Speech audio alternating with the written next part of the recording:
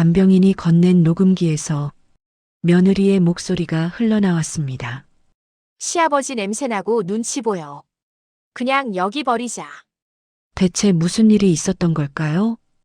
박진수는 서울 변두리의 낡은 빌라 3층에서 혼자 살고 있었습니다.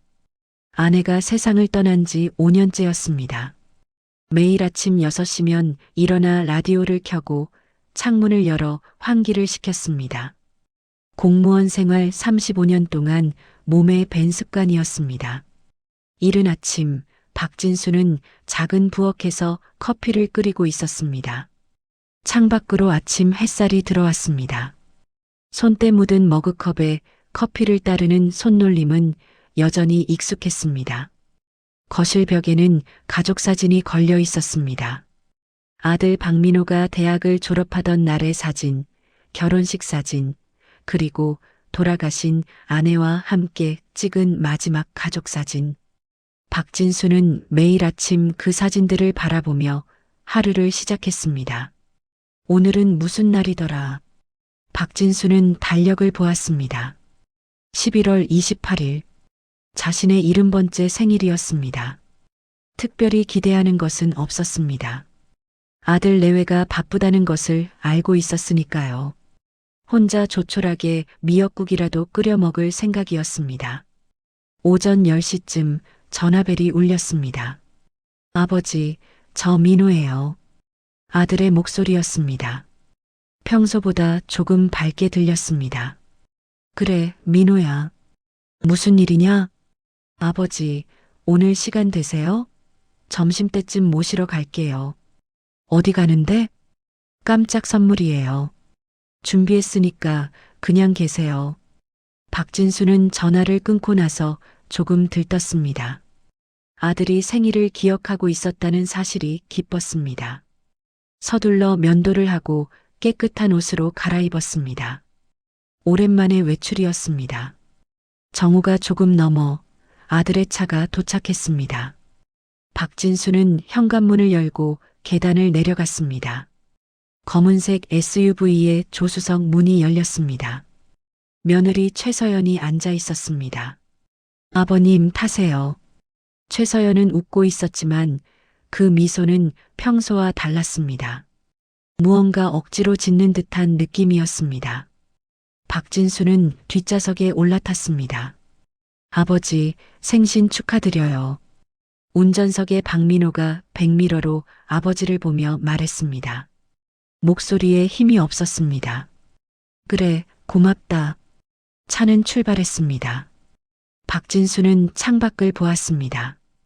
익숙한 동네 풍경이 지나갔습니다. 시장, 약국, 공원.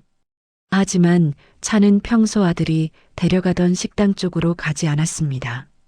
점점 외곽으로 향하고 있었습니다. 차 안은 이상하게 조용했습니다. 라디오도 켜지 않았습니다.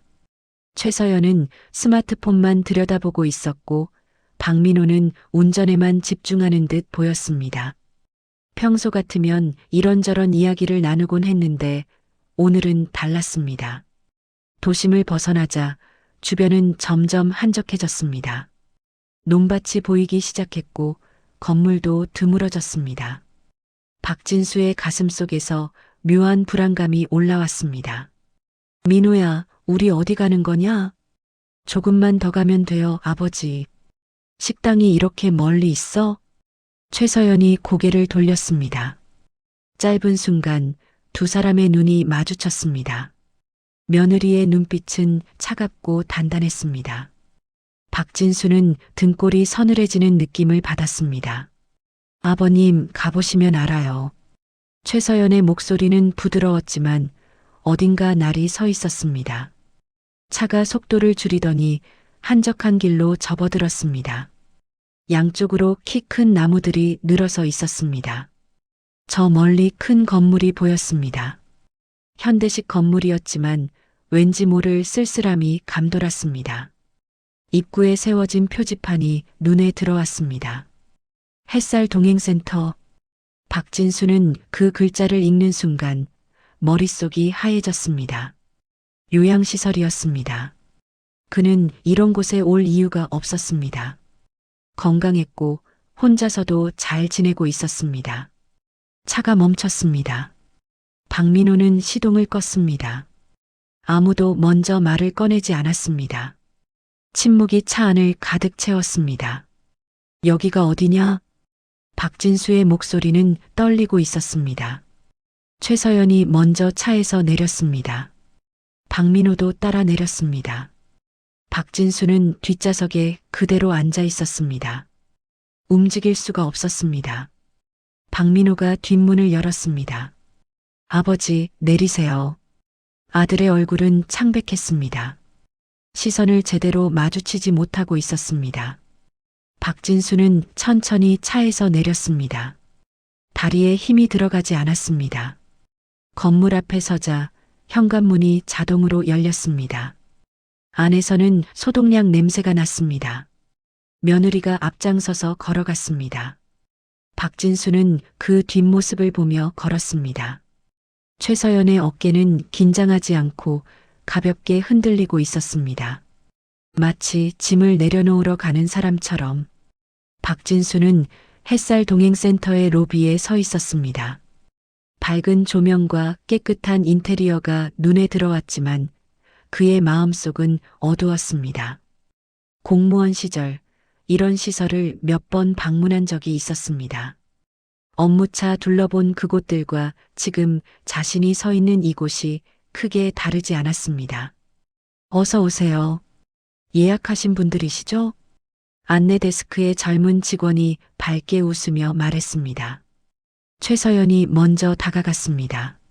네, 박진수 어르신으로 예약했어요. 박진수는 그 말을 듣는 순간 온몸이 얼어붙었습니다. 예약이라는 단어가 귓전을 울렸습니다. 이미 계획된 일이었다는 뜻이었습니다. 생일 선물이라는 말은 거짓이었습니다. 민호야, 이게 무슨 일이냐? 박진수의 목소리는 떨렸습니다. 박민호는 아버지를 똑바로 보지 못했습니다. 시선이 바닥으로 향했습니다. 아버지, 잠깐 이야기 좀 해요. 박민호는 아버지를 로비 한쪽의 소파로 안내했습니다. 최서연은 직원과 서류 작업을 하고 있었습니다. 박진수는 아들의 손을 뿌리쳤습니다. 말해봐. 왜 나를 여기 데려온 거냐? 아버지가 혼자 계시니까 걱정돼서요. 넘어지시거나 아프시면 어떡해요. 나 멀쩡하잖아. 밥도 혼자 해먹고 산책도 다니고. 박민호는 한숨을 깊게 내쉬었습니다. 그의 어깨가 축 처져 있었습니다. 우리 집 사정도 좀 복잡해요. 서연이가 요즘 회사 일로 스트레스가 심하고 저도 야근이 많아서. 그래서 나를 여기 버리자는 거냐? 박진수의 목소리가 커졌습니다. 로비에 있던 몇몇 사람들이 고개를 돌렸습니다. 박민호는 당황한 얼굴로 주위를 둘러봤습니다. 아버지, 목소리 좀 낮추세요. 버린다는 게 아니라 당분간만이에요. 여기 전문 간병인도 있고 프로그램도 좋대요. 당분간이면 얼마나? 박민호는 대답하지 못했습니다. 그저 입술만 달싹거릴 뿐이었습니다. 최서연이 서류를 들고 다가왔습니다. 그녀의 얼굴에는 안도감이 스쳐 지나갔습니다. 박진수는 그 표정을 놓치지 않았습니다. 아버님, 여기 시설 정말 좋아요. 제가 알아봐서 여기로 정했어요. 식사도 영양사가 관리하고 운동 프로그램도 있대요. 박진수는 며느리를 바라봤습니다. 최서연은 여전히 웃고 있었습니다. 하지만 그 미소 뒤에 숨겨진 것을 이제는 느낄 수 있었습니다. 그녀는 자신을 골칫거리로 여기고 있었습니다. 내 의견은 안 중요한 거냐? 아버님도 편하실 거예요. 혼자 계시는 것보다 여기가 훨씬. 나는 혼자가 편해. 박진수는 자리에서 일어났습니다. 하지만 어디로 가야 할지 알 수 없었습니다. 이곳까지 차로 1시간 넘게 걸렸습니다. 택시를 타고 집으로 돌아갈 돈도 충분하지 않았습니다. 직원이 다가왔습니다. 어르신, 방 구경 한번 하시겠어요? 남양이라 햇빛도 잘 들어요.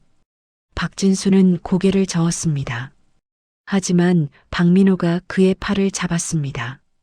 아버지, 한 번만 보세요. 제발이요. 아들의 손에 힘이 들어갔습니다. 박진수는 그 손을 느끼며 천천히 걸었습니다. 복도를 지나 방으로 향하는 동안 다른 어르신들의 모습이 보였습니다. 휠체어에 앉아 창밖을 바라보는 할머니, TV 앞에 멍하니 앉아 있는 할아버지. 모두 생기가 없어 보였습니다. 방문이 열렸습니다. 깨끗하고 정돈된 방이었습니다. 침대, 옷장, 작은 책상. 필요한 것은 다 있었습니다. 하지만 집이 아니었습니다. 어떠세요, 아버님? 최서연이 물었습니다. 박진수는 대답하지 않았습니다. 창가로 걸어가 밖을 내다봤습니다. 숲이 보였습니다. 그리고 저 멀리 도로가 희미하게 보였습니다. 세상과 단절된 느낌이었습니다. 아버지, 일주일만 계셔보세요. 적응하시면 괜찮으실 거예요. 박민호의 목소리는 애원하듯 들렸습니다. 박진수는 아들을 돌아봤습니다. 박민호의 눈가에 피로가 가득했습니다. 언제부터인가 아들은 자신을 바라볼 때마다 지친 표정을 지었습니다. 너희가 원하는 대로 하거라. 박진수는 작게 말했습니다. 더 이상 저항할 힘이 없었습니다. 박민호는 안도의 한숨을 쉬었습니다. 최서연은 만족스러운 얼굴로 고개를 끄덕였습니다. 그럼 저희는 집에 가서 아버님 짐 싸서 내일 가져올게요.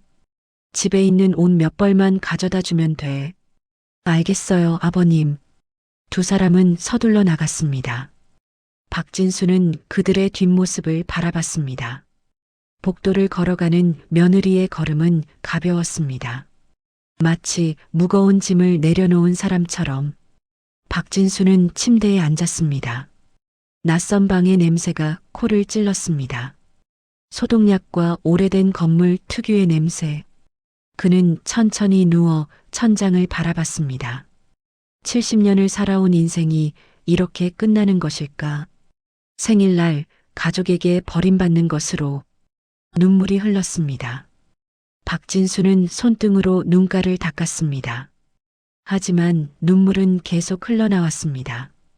아무도 없는 방에서 그는 조용히 울었습니다. 햇살 동행센터에서의 첫날 밤은 길었습니다. 박진수는 침대에 누워 있었지만 잠을 이룰 수 없었습니다. 복도에서 들려오는 발소리, 누군가의 기침소리, 멀리서 들리는 TV 소리. 모든 것이 낯설었습니다. 새벽 4시가 되어서야 겨우 눈을 붙였습니다. 아침 7시 노크 소리에 잠에서 깼습니다.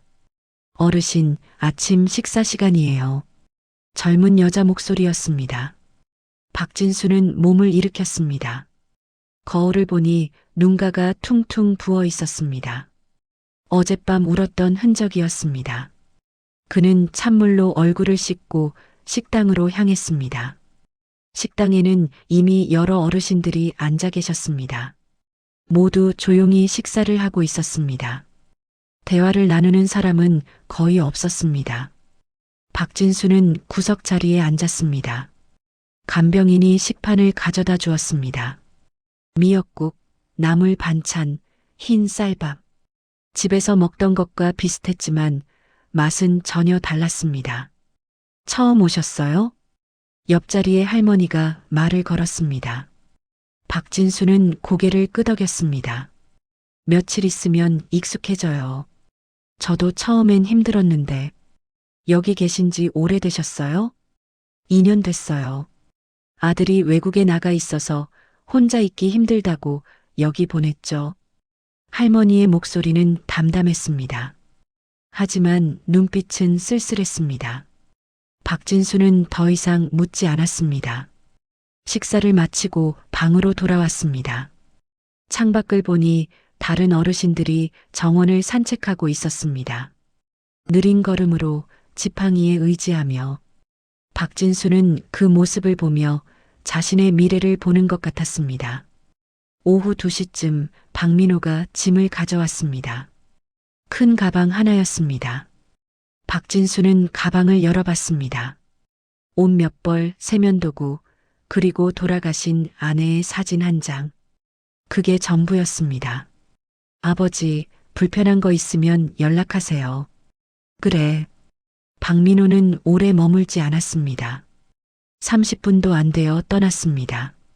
박진수는 창가에 서서 아들의 차가 멀어지는 것을 지켜봤습니다.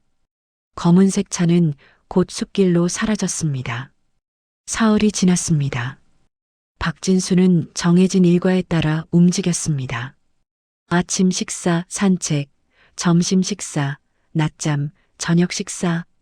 매일이 똑같았습니다. 아들은 한 번도 연락하지 않았습니다.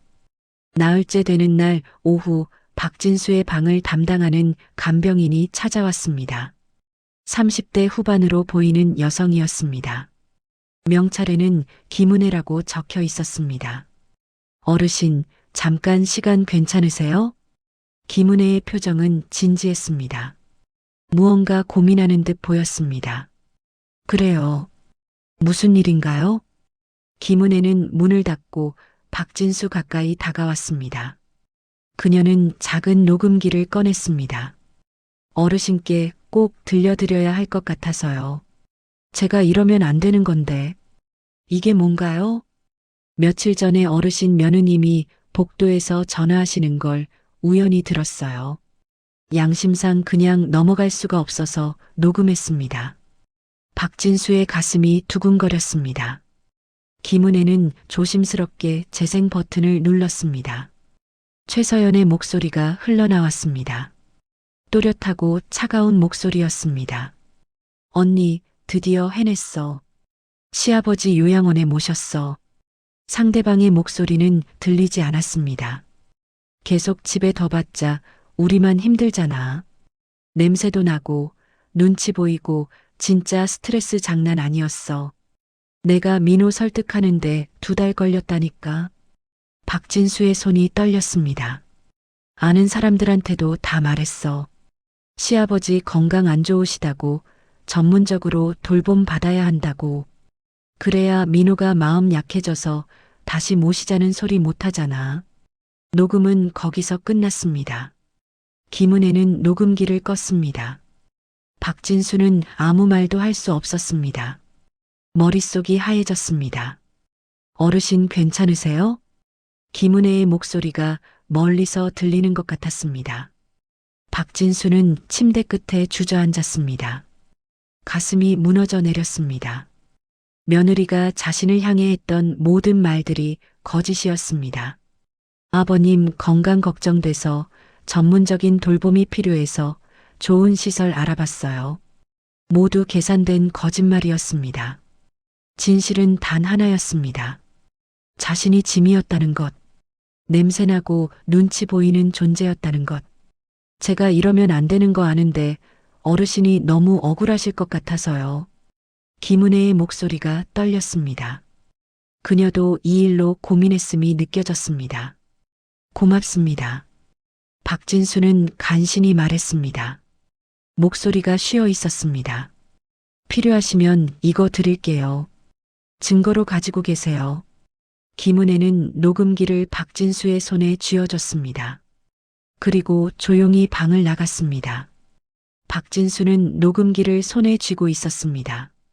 작고 차가운 물건이었습니다. 하지만 그 안에 담긴 진실은 너무 무거웠습니다. 그는 다시 재생 버튼을 눌렀습니다. 최서연의 목소리가 다시 흘러나왔습니다. 냄새도 나고 눈치 보이고 그 말이 귓속에서 울렸습니다. 박진수는 자신이 그렇게 보였다는 게 믿기지 않았습니다. 매일 샤워하고 옷도 깨끗하게 입었습니다. 최대한 조용히 지냈고 불편을 주지 않으려 애썼습니다. 하지만 며느리에게는 그 모든 것이 의미 없었습니다. 해가 지고 있었습니다. 창밖으로 석양이 보였습니다. 붉은 빛이 방 안을 물들였습니다. 박진수는 창가에 서서 그 빛을 바라봤습니다. 문득 아들 생각이 났습니다. 박민호는 이 사실을 알고 있었을까? 아내가 이렇게까지 자신을 혐오하고 있다는 것을, 아니면 모르는 척 눈 감아준 것일까? 박진수는 녹음기를 서랍에 넣었습니다. 당장은 아무것도 할 수 없었습니다. 하지만 이 진실을 알게 된 이상 무언가는 달라질 것 같았습니다. 밤이 깊어졌습니다. 박진수는 침대에 누웠습니다. 하지만 이번에도 잠은 오지 않았습니다. 최서연의 목소리가 계속 귓가에 맴돌았습니다. 녹음기를 듣고 난 뒤 박진수는 며칠간 말을 잃었습니다. 식사도 제대로 하지 못했습니다. 간병인들이 걱정할 정도였습니다. 김은혜는 가끔 방에 들러 박진수의 안부를 물었지만 그는 고개만 끄덕일 뿐이었습니다. 일주일이 지났습니다. 박민호에게서 연락이 왔습니다. 문자 메시지였습니다. 아버지, 주말에 뵈러 갈게요. 짧은 문장이었습니다. 박진수는 답장하지 않았습니다. 토요일 오후 박민호가 찾아왔습니다. 혼자였습니다. 최서연은 오지 않았습니다. 박진수는 그게 오히려 다행이라고 생각했습니다. 며느리 얼굴을 보면 무슨 말이 튀어나올지 자신할 수 없었으니까요. 아버지, 어떻게 지내세요? 박민호는 억지로 밝은 표정을 지었습니다. 하지만 그의 얼굴은 지쳐 보였습니다. 눈 밑에 다크서클이 짙었고 살도 빠진 것 같았습니다. 그럭저럭 박진수는 짧게 대답했습니다. 박민호는 가져온 과일 바구니를 탁자에 놓았습니다. 여기 생활은 괜찮으세요? 불편한 거 없으세요? 불편한 게 뭐가 있겠냐? 먹여주고 재워주는데. 박진수의 목소리는 평소보다 차가웠습니다. 박민호는 그 변화를 느낀 듯 눈치를 살폈습니다. 아버지 화나셨어요? 화날 일이 있어야 화를 내지. 박진수는 창밖을 바라봤습니다. 박민호는 한동안 말이 없었습니다. 어색한 침묵이 흘렀습니다. 아버지, 사실은. 박민호가 입을 열었습니다. 목소리가 떨렸습니다. 집에 좀 문제가 생겼어요.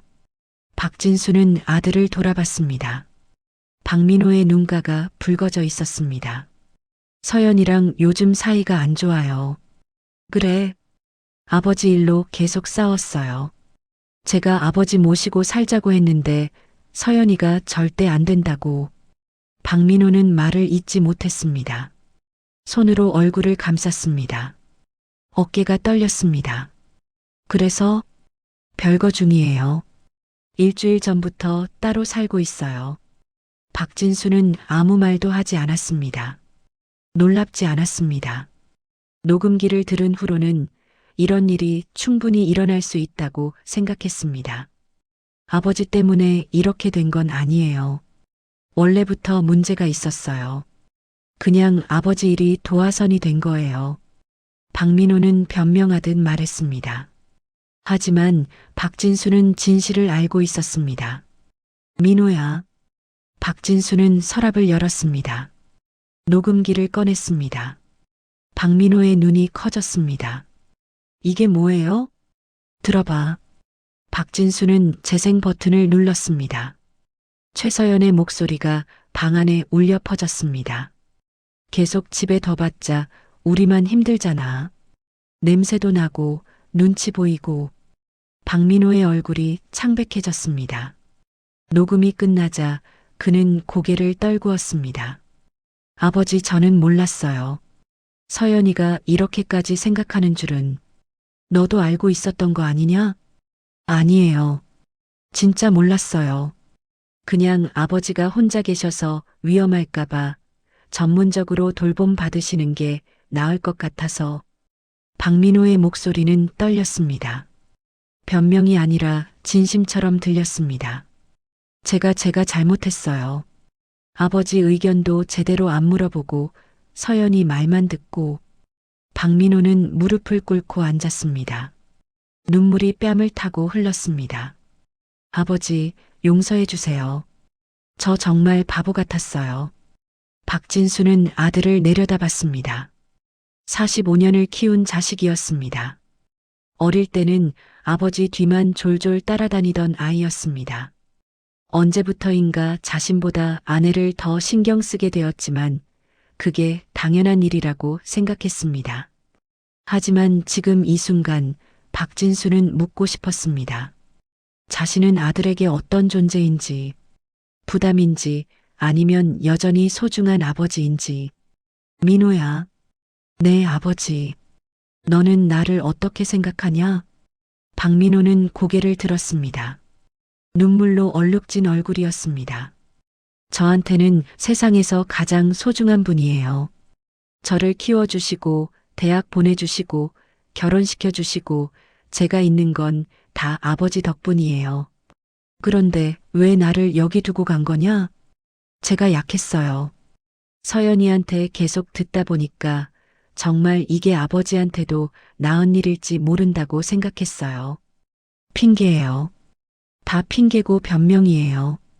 박민호는 아버지의 손을 잡았습니다. 아버지, 저 집 구했어요. 작은 투룸인데 우리 둘이 살기엔 충분해요. 같이 사실래요? 제가 아버지 모실게요. 박진수의 가슴이 뛰었습니다. 하지만 동시에 의심도 들었습니다. 서연이는 이혼할 거예요. 아니, 이미 마음은 정했어요. 서류만 남았어요. 나 때문에 내 가정이 깨지는 건데. 아니에요. 아버지 때문이 아니라 제가 잘못 선택한 거예요. 서연이는 처음부터 아버지를 가족으로 생각하지 않았어요. 그걸 이제야 알았어요. 박민호는 아버지의 손을 꽉 쥐었습니다. 아버지, 저 다시 기회 주세요. 아버지 혼자 두면 안 되잖아요. 제가 제대로 모실게요. 박진수는 아들의 눈을 바라봤습니다. 그 눈에는 후회와 결단이 담겨 있었습니다. 거짓말을 하는 눈이 아니었습니다. 민호야, 너 후회 안 하겠냐? 절대 안 해요. 아버지가 저한테 가장 중요한 사람이에요. 박진수는 한참을 말없이 있었습니다. 70년을 살면서 가족의 의미를 생각해 본 적이 있었습니다. 피로 이어진 관계가 가족이라고 생각했습니다. 하지만 녹음기 속 며느리의 목소리를 듣고 깨달았습니다. 피보다 중요한 건 마음이라는 것을. 알겠다. 박진수는 조용히 말했습니다. 같이 살자. 박민호의 얼굴이 환해졌습니다. 그는 아버지를 껴안았습니다. 박진수는 아들의 등을 토닥였습니다. 박민호의 어깨가 떨렸습니다. 울고 있었습니다. 고맙습니다, 아버지. 제가 잘할게요. 박진수는 창밖을 바라봤습니다. 석양이 지고 있었습니다. 붉은 빛이 세상을 물들이고 있었습니다. 어둠이 오기 전에 마지막 빛이었습니다. 하지만 박진수는 알았습니다. 어둠이 지나면 다시 아침이 온다는 것을, 자신과 아들에게도 새로운 시작이 올 것이라는 것을.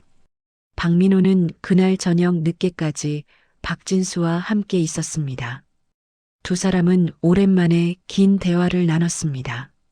박진수의 공무원 시절 이야기, 박민호가 어렸을 때 일들, 돌아가신 어머니의 추억. 말하다 보니 밤이 깊어졌습니다. 아버지, 이번 주 안에 모시러 올게요. 집은 거의 정리됐어요. 박민호는 아버지의 손을 한 번 더 꼭 잡고 돌아갔습니다. 박진수는 오랜만에 편안한 잠을 잤습니다. 악몽도 없었습니다.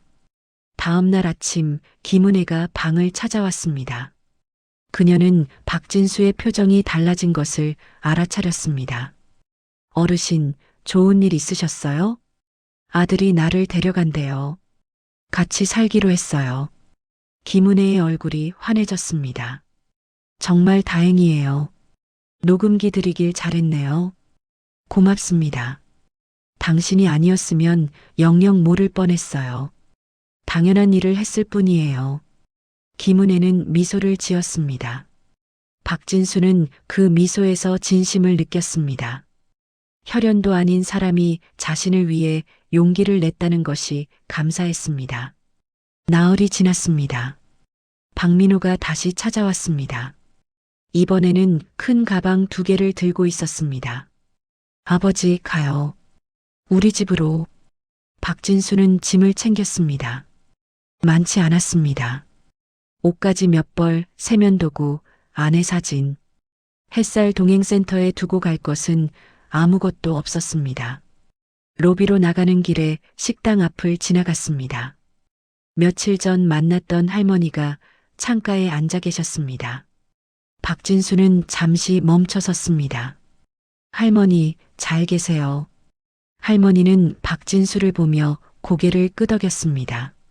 그녀의 눈에는 부러움과 축하가 섞여 있었습니다. 잘 사세요, 어르신. 아드님이 좋은 분이네요. 박진수는 가슴이 먹먹해졌습니다. 이곳에 남겨질 사람들이 떠올랐습니다. 가족에게 버림받았거나 갈 곳이 없는 사람들. 자신은 운이 좋았습니다. 차에 오르며 박진수는 햇살 동행센터를 돌아봤습니다. 2주라는 짧은 시간이었지만 그곳에서 많은 것을 배웠습니다. 가족의 의미, 관계의 진실, 그리고 자신의 존엄. 아버지, 출발할게요. 박민호가 시동을 걸었습니다. 차는 천천히 움직였습니다. 숲길을 지나 도로로 나왔습니다. 박진수는 창밖을 보았습니다. 하늘이 맑았습니다. 새 집은 서울 외곽의 작은 아파트였습니다.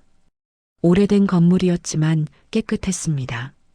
투룸이라고 했던 대로 방이 2개 있었습니다. 박민호가 큰 방을 아버지에게 드렸습니다. 아버지, 여기가 아버지 방이에요. 마음에 드세요? 방에는 새 침대와 옷장이 놓여 있었습니다. 작은 책상도 하나 있었습니다. 창문으로는 작은 공원이 보였습니다. 좋구나. 박진수는 짐을 풀었습니다. 아내 사진을 책상 위에 놓았습니다. 여보, 우리 아들 잘 키운 것 같소? 박진수는 마음속으로 말했습니다. 저녁을 준비할 시간이 되었습니다. 박민호가 주방에서 요리를 시작했습니다. 박진수도 따라 나갔습니다. 내가 도와줄까? 아버지는 쉬세요. 제가 할게요. 나 멀쩡해. 같이 하자. 2 사람은 나란히 서서 저녁을 준비했습니다. 박민호가 고기를 굽고 박진수가 된장찌개를 끓였습니다. 오랜만에 함께하는 요리였습니다. 식탁에 앉아 밥을 먹으며 박민호가 말했습니다. 아버지, 서연이가 이혼 서류에 서명했어요. 다음 주면 모든 절차가 끝나요. 미안하구나. 아버지가 미안해하실 일 아니에요. 제 선택이에요. 박민호는 밥을 한 숟가락 떴습니다. 잠시 멈칫하더니 말을 이었습니다. 사실 결혼 생활 내내 불편했어요. 서연이는 완벽주의자였어요. 모든 게 자기 기준에 맞아야 했어요. 저도 힘들었고 아버지도 힘드셨을 거예요. 이제 지난 일이야. 네. 이제 우리 둘이 편하게 살아요. 박진수는 고개를 끄덕였습니다. 밥이 목으로 넘어가지 않았습니다. 눈물이 날 것 같았습니다. 하지만 참았습니다. 아들 앞에서 약한 모습을 보이고 싶지 않았습니다. 아버지, 괜찮으세요? 그래, 괜찮아. 밥이 너무 맛있어서 그래. 2 사람은 웃었습니다. 오랜만에 진심으로 웃는 것 같았습니다. 며칠이 지났습니다. 박진수는 새로운 일상에 적응해 갔습니다. 아침마다 근처 공원을 산책했습니다. 박민호는 출근 전에 아버지와 함께 아침을 먹었습니다. 저녁에는 함께 TV를 보거나 이야기를 나눴습니다. 어느 저녁 박진수는 발코니에 서 있었습니다. 저 멀리 도시의 불빛이 반짝였습니다. 70년을 살았습니다. 쉽지 않은 인생이었습니다. 하지만 후회는 없었습니다. 문득 며느리 최서연이 떠올랐습니다. 원망스러운 마음도 있었지만 동시에 감사한 마음도 들었습니다. 그녀가 아니었다면 가족의 진짜 의미를 몰랐을 것입니다. 가족은 피로 이어진 관계가 아니었습니다. 누구의 손을 끝까지 놓지 않느냐로 결정되는 것이었습니다. 김은혜는 혈연이 아니었지만 자신을 도왔습니다. 며느리는 혈연으로 맺어졌지만 자신을 버렸습니다. 그리고 아들은 한때 흔들렸지만 결국 아버지의 손을 잡았습니다. 아버지, 차 한잔 하실래요? 박민호가 따뜻한 차를 들고 나왔습니다. 박진수는 받아들었습니다. 김이 모락모락 올라왔습니다. 민호야. 네, 아버지. 고맙다. 뭐가요? 내 손을 놓지 않아줘서. 박민호는 잠시 말이 없었습니다. 그러더니 아버지 옆에 섰습니다. 아버지, 제가 더 고마워요. 저를 다시 받아주셔서. 두 사람은 나란히 서서 도시의 야경을 바라봤습니다. 찬바람이 불었지만 마음은 따뜻했습니다. 박진수는 차를 한 모금 마셨습니다. 따뜻함이 목을 타고 내려갔습니다.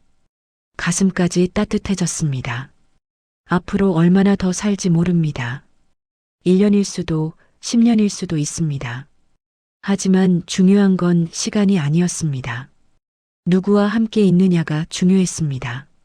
박진수는 옆에 선 아들을 보았습니다. 45년 전 갓 태어난 아기를 처음 안았을 때가 떠올랐습니다. 작고 연약했던 아이가 이제는 자신을 지켜주는 든든한 어른이 되었습니다. 민호야, 우리 잘 살자. 네, 아버지. 우리 오래오래 함께 살아요.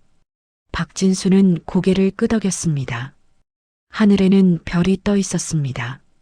그 별빛처럼 자신과 아들의 앞날도 빛나기를 바랐습니다. 손을 놓지 않는 사람. 그것이 진짜 가족이었습니다. 박진수는 마침내 그 의미를 알았습니다. 70년 만에 배운 가장 소중한 진실이었습니다. 여러분의 삶 속에는 어떤 진짜 가족이 함께하고 있나요? 여러분의 소중한 가족 이야기, 그리고 진정한 가족의 의미에 대한 생각을 댓글로 나눠주세요. 오늘 이야기가 여러분께 작은 울림이 되었기를 바랍니다. 영상이 도움이 되셨다면 구독과 좋아요 부탁드립니다. 다음에도 마음을 울리는 이야기로 찾아뵙겠습니다. 이야기에 귀 기울여 주셔서 감사합니다.